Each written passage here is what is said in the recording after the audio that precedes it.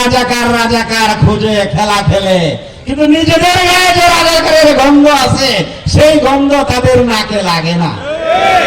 সম্মানিত ভাইয়েরা, অতএব আপনাদেরকে আমি যে শপথের কথা বললাম, আমরা কি আগামী 26-এর নির্বাচনে এই মনোহরদী বেলাবরের জমিনে জামাত ইসলামীর দাড়িপাল্লাকে সোনালী সমাজ রাসূল করিম সাল্লাল্লাহু আলাইহি ওয়াসাল্লাম মদিনায় যে রাষ্ট্র ব্যবস্থা কায়েম করেছিলেন, খোলাফায়ে রাশেদা যে রাষ্ট্র ব্যবস্থা কায়েম করেছিলেন, তারই আদলে বাংলাদেশ জামাত ইসলামী আগামীতে এই বাংলার দেশে একটি সোনালী সমাজ কায়েম করার যে দীপ্ত শপথ নিয়ে মাঠে নেমেছে, সেটাকে সফল করার জন্য আপনারা আপনাদের সর্বশক্তি নিয়োগ করার জন্য কি তৈরি আছেন?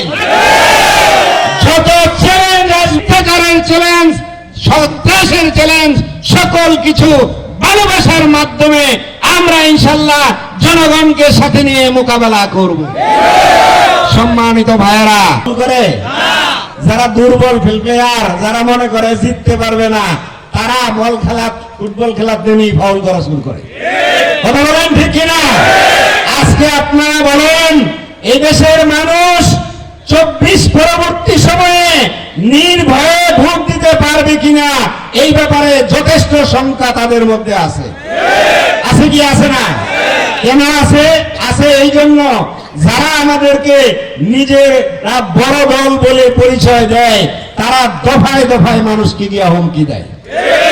তারা বাড়ি বাড়ি গিয়া বলে যাইতে পারবে না, দাড়িপাল্লায় ভোট দিতে পারবে না, কেন্দ্র দখল করে নিব, তোমাদেরকে দেখে নিব, নির্বাচনের আগে তোমাদেরকে উধাও করে দিব।